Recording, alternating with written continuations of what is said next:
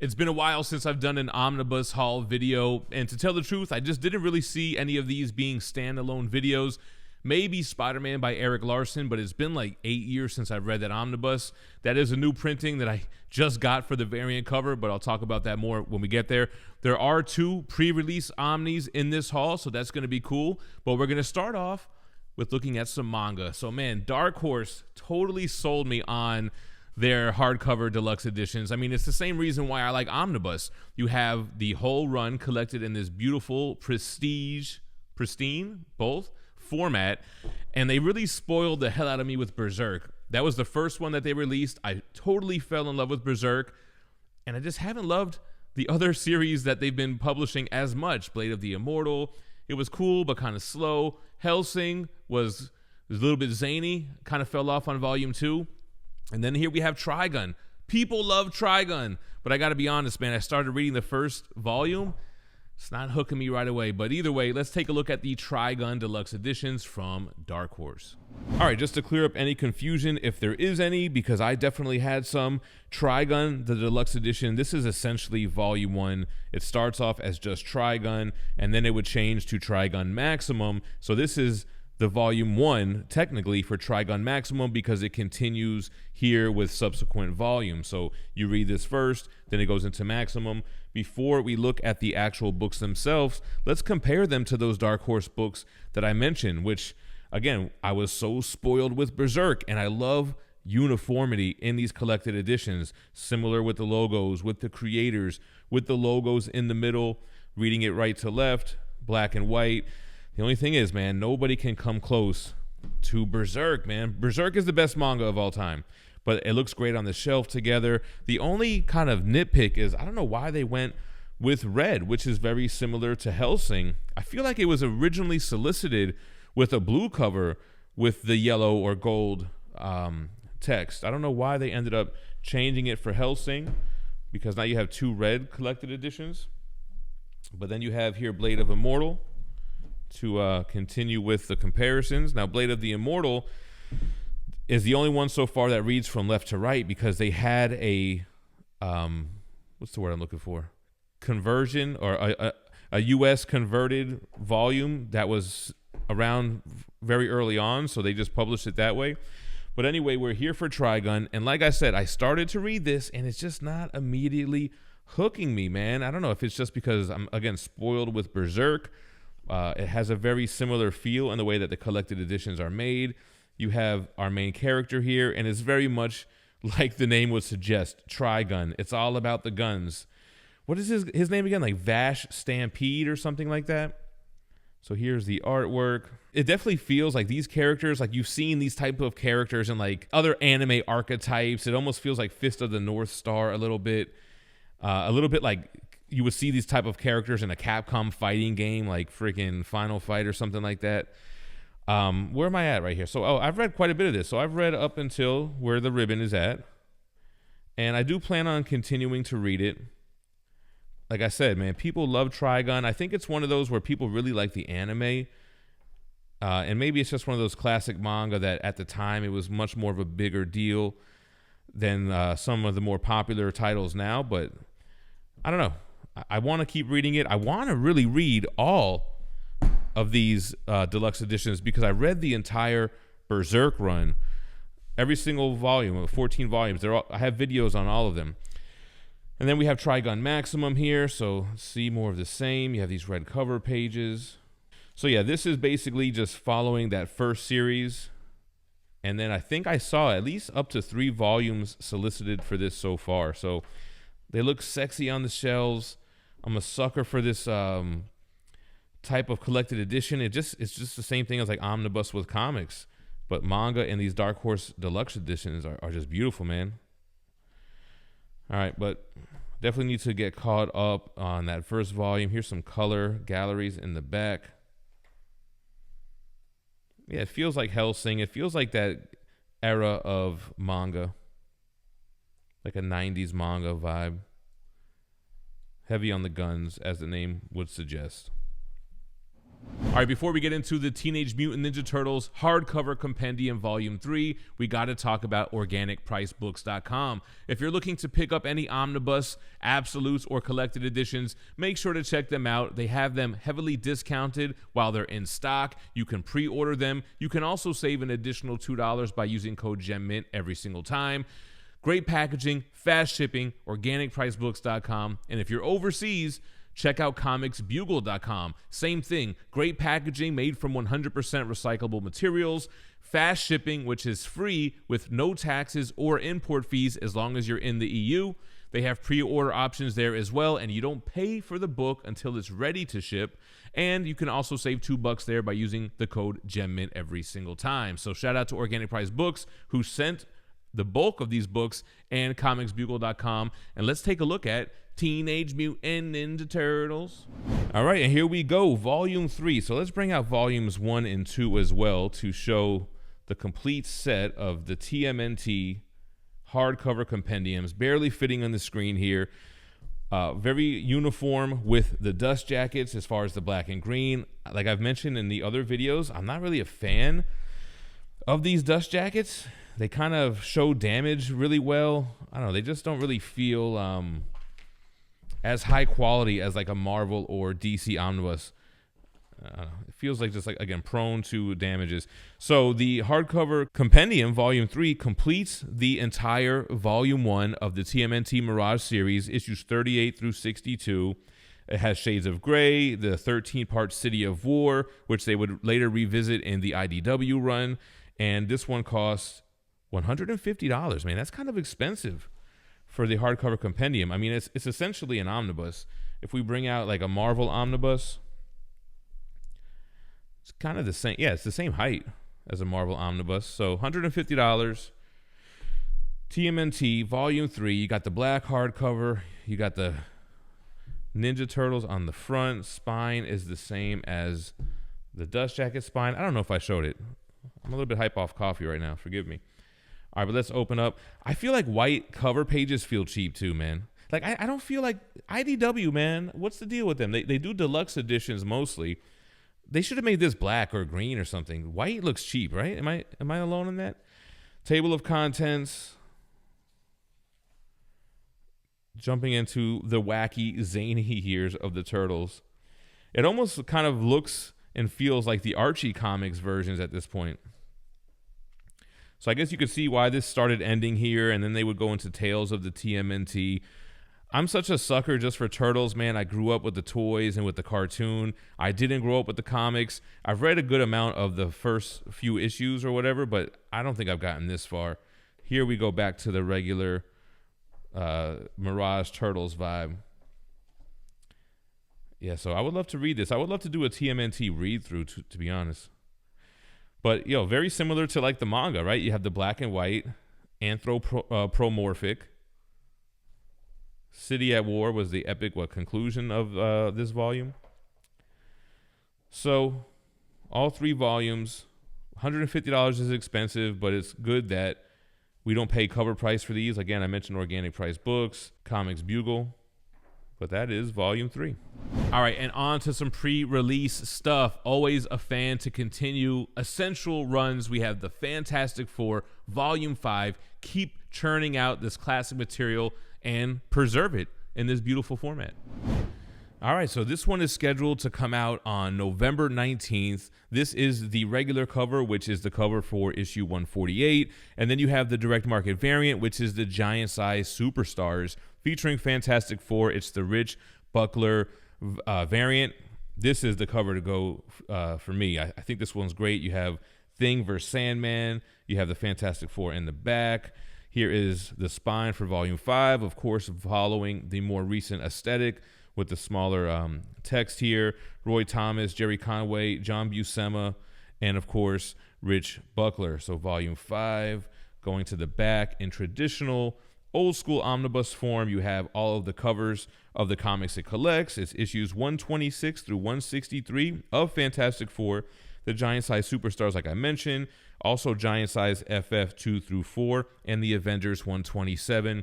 I love that we're continuing with this run. $125 is the cover price here. The inside of the dust jacket, as with all Marvel Omnis, a synopsis of where we're at in FF lore and a biography on the creators who I just mentioned. Little Fantastic Four logo on the bottom right. And then again, standard when it comes to this era, they kind of just keep it classy with the black hardcover, FF logos on the front, back, and spine. So my wife and I, we actually started reading Fantastic Four Volume 1, the Omnibus. Kind of want to just do a read-through of FF, but it has been a few weeks since I picked it up. We're like halfway through. Wow, great splash page here. See, I'm a sucker for this. Is like comic book art to me. These are the type of panels I would love to have like posters of, or like fat heads, which I've had back in the day. Credits pages and table of contents here. You have an introduction by Roy Thomas, and then jumps in with FF 126. I had a great time reading what I've read so far. It has the original letters pages. Bro, the original letters pages, it's the same as YouTube comments, man. Comic book fans have been saying the same type of stuff since the 60s, bro. You're hung up on some clown from the 60s. But we're moving on past the Stan Lee and Jack Kirby era, but it still has that vibe, right? It still gives you that same kind of feel. Like John Buscema and Joe Sinnott, right? They channel their inner Kirby to keep the run looking similar to how it's been running for all the issues prior. So very cool to continue this. I love seeing the continuation of FF, Amazing Spider-Man, Uncanny X-Men. Even though X-Men, they're doing a lot of both. You could do the events or you can do the numbered volumes. I'm a numbered volume kind of guy. I think it's cool to have that entire run from start to finish with tie-ins and things of that nature. So that is FF Volume 5. You got a Foom magazine article here at the back. Cool kind of recoloring of FF1. Fantastic Four checklist. A lot of people trying to buy, sell, and trade in the comments of those early issues too, man. Even back then, it's funny to see like the asking prices. Like, I'll give someone 50 cents for a Fantastic Four issue 1. Good amount of bonus material here, man. House ads, original art pages. Wow, that's great. Mighty Marvel calendar for 1975. There are certain years that you can pick up an old calendar and it will line up with modern years. I've considered doing that before. All right, so that's FF Volume 5. All right, guys, we're on to the Romulus for your Momulus. Ending off this series with this third volume. I read Volume 1 front to back. I get it. I can see why there's such a hardcore fandom for ROM. Let's take a look at Volume 3. Beautiful artwork, deep lore, action figures to boot. Let's jump into it. It's pretty cool that in this haul we had a run-ending compendium with TMNT, and now we have it again here with ROM Volume 3. This is scheduled to be released on November 5th. This is the standard cover. The direct market variant is the Bill Sienkiewicz cover, which I love Bill, but I feel like this is the way to go, man. Matching the interior artwork. You gotta love you some Buscema. You have Steve Ditko contributing, and is it Bob Mantlo? I'm sure we'll see. All right, so that's the front. Here is the spine, and then here is the back of ROM. Again, all the covers for what it collects. It's issues 51 through 75 with annuals 3 and 4. Plus, it has Incredible Hulk 296, $125 cover price. And you know what? We might as well show all 3 volumes next to each other. Bill Mantlo, right? I'm pretty sure it's Bill. Here we go. A little bit of shelf porn for you guys. This is how it will look on the shelf. Everything is in sync and uniform, just like I like it. Always good to read the synopsis before jumping into it. It might have been some time before you read Volume 2. It is Bill Mantlo. And then we get a biography on Bill, Sal, and Steve Ditko, of course.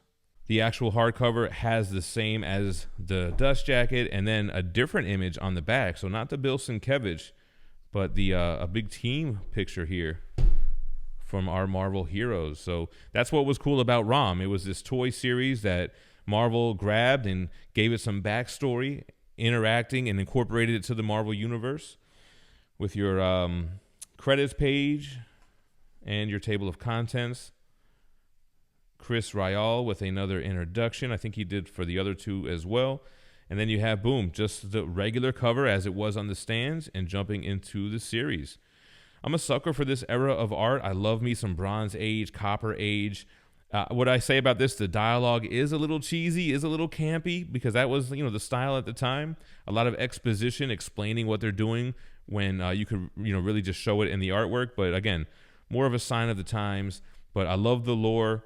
I love the whole thing with ROM and the Space Knights and all that stuff, man. So it was cool. I read the first volume. I haven't read the second one, and obviously have not read this one yet. This definitely is Steve Ditko right here, giving his kind of like astral plane vibes.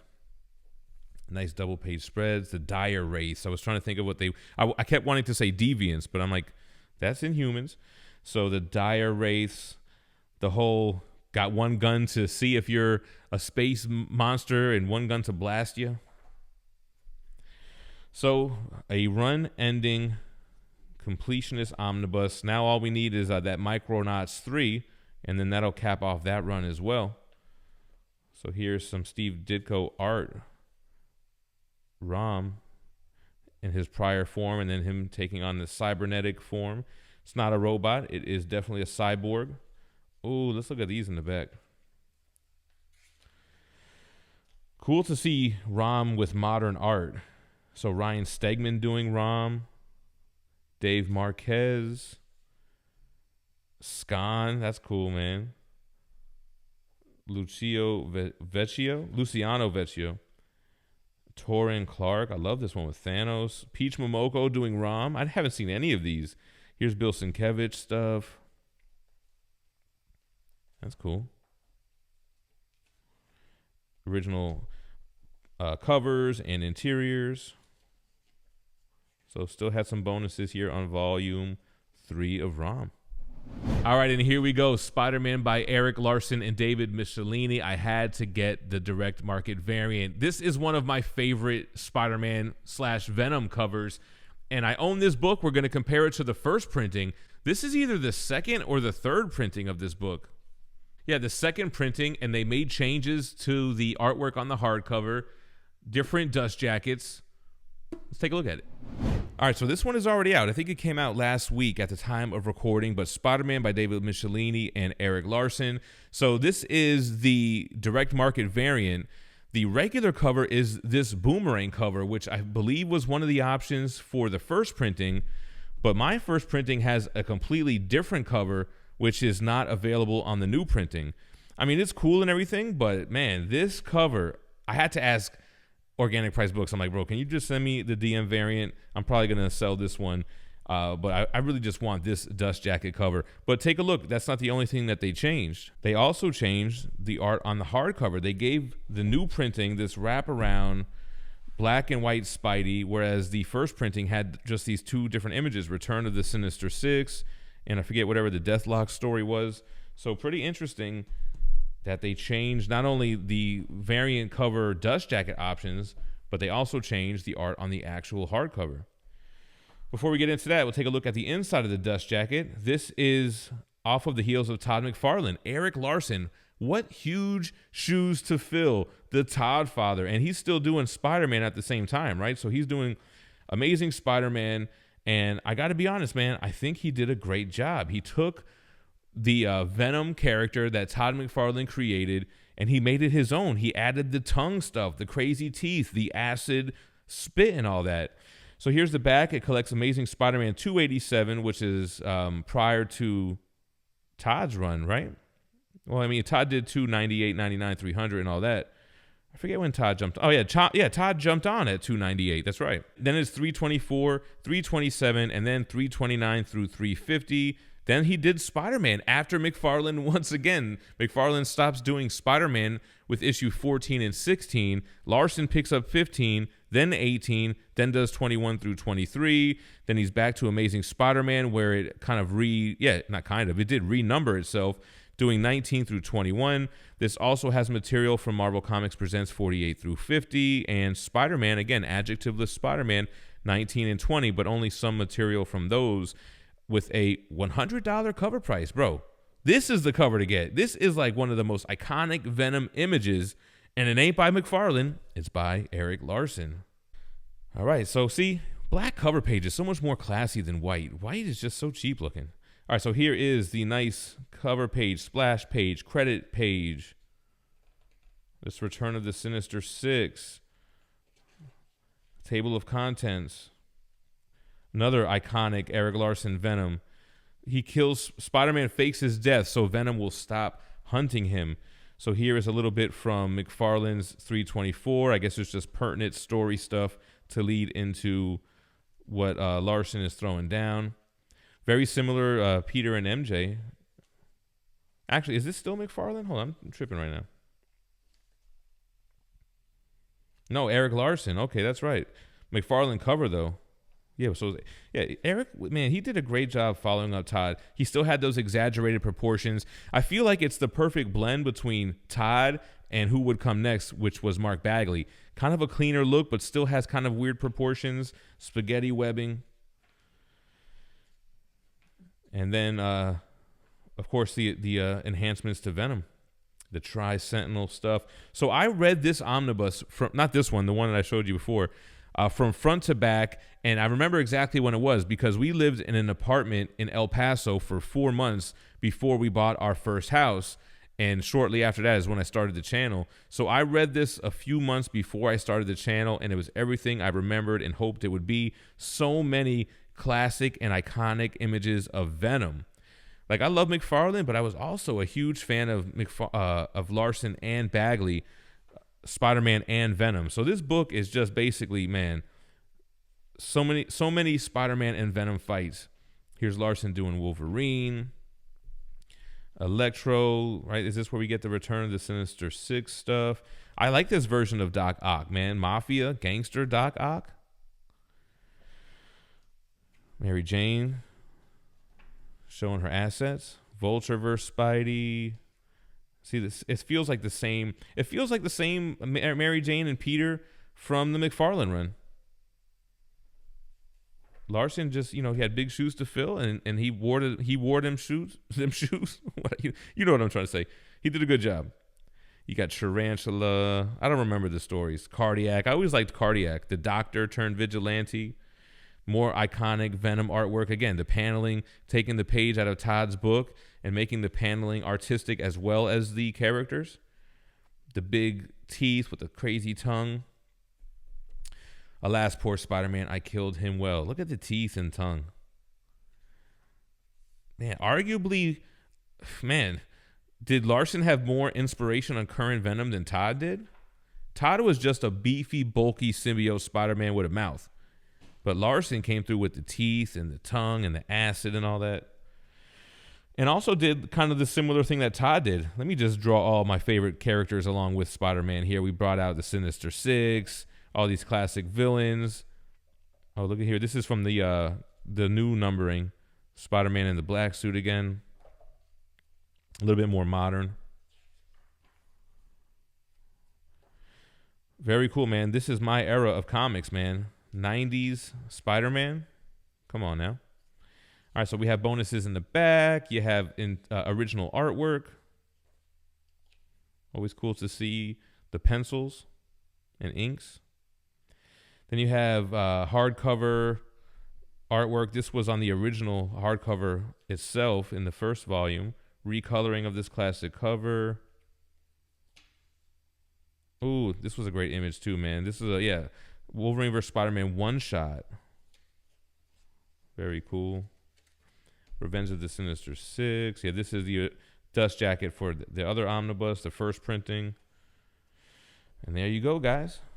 Spider-Man by Erik Larsen, David Michelinie.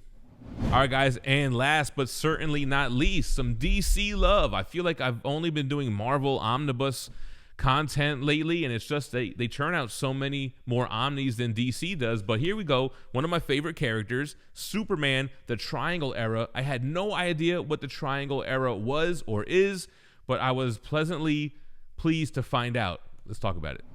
All right, so I think this is the last book, right? I kind of got like 30 books on the table, bringing out all these other copies to compare and contrast. Superman, the Triangle Era Omnibus, Dan Jurgens, Jerry Ordway, Roger Stern, Louise Simonson, Bob McLeod, John Bogdanov. And I'm like, yo, where does this take place? I don't know anything about the Triangle Omnibus. Guys, I asked in my live chat, does this come before The Exiled? Does it come after Death of Superman? And this is the material that bridges the gap.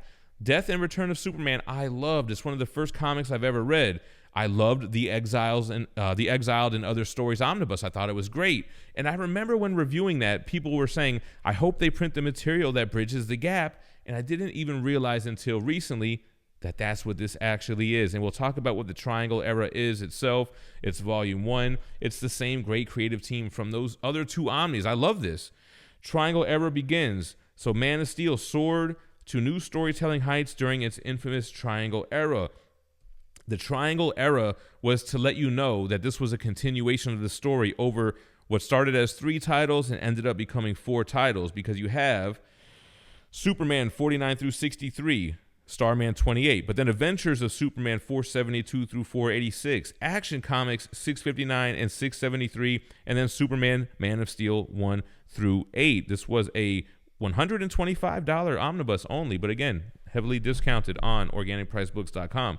So it was kind of similar to what Spider-Man and X-Men were doing around that time, telling the story over multiple titles, and the Triangle Era was an indication, on the cover itself to let you know. So DC doesn't give you the synopsis so much on the inside of the dust jacket, just a biography on the main players of the creative teams. The actual hardcover itself, nothing too flashy. It's kind of a light little design pattern with the Superman logo there. White cover pages. I mean, it makes sense with the baby blue and the white, but at least it's a little bit heavier and it doesn't feel as cheap. All right, so here we go. Nice big pinup. Nice double page spread for the credits. I love this artwork, man. Flat colors. I just love it, man. This is the shit that was coming out when I was a kid. You have your credits, your table of contents. It gives you what page number. It gives you what issue. What's the title? When was it published? Page numbers on the pages. Okay, DC. I see you. Continuing the table of contents. Then there is an introduction here by Mike Carlin. Jumping into Superman 49, the Triangle Era doesn't technically start there. I'll show you what it looks like when that does start.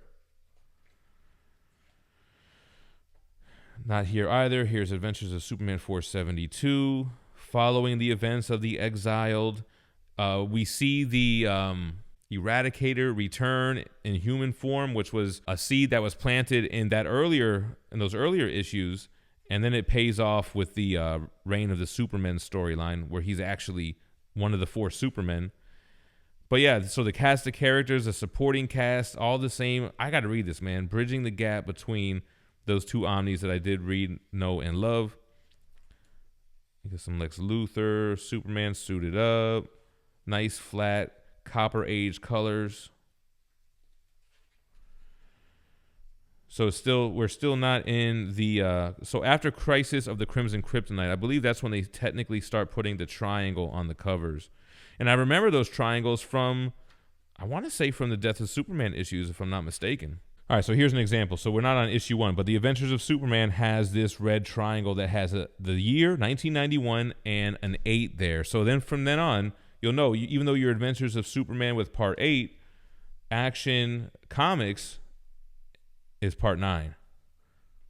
So that's how they did that. And that's what was confusing to me as a kid. What does that number mean? How come it's just not Superman the next issue that continues the story? But here, you have to look at the triangles on the covers. So I wonder what Jack Kirby would have thought of that, because the Fourth World was like the first thing to really do that. Tell a story, an overarching story over 4 different titles. And that's kind of what they're doing here. Again, it's 4 different Superman titles continuing this whole story. Here is the Eradicator. So he was just a piece of Kryptonian technology and eventually became a version of Superman by the end of the Reign of the Superman run. Here's 20.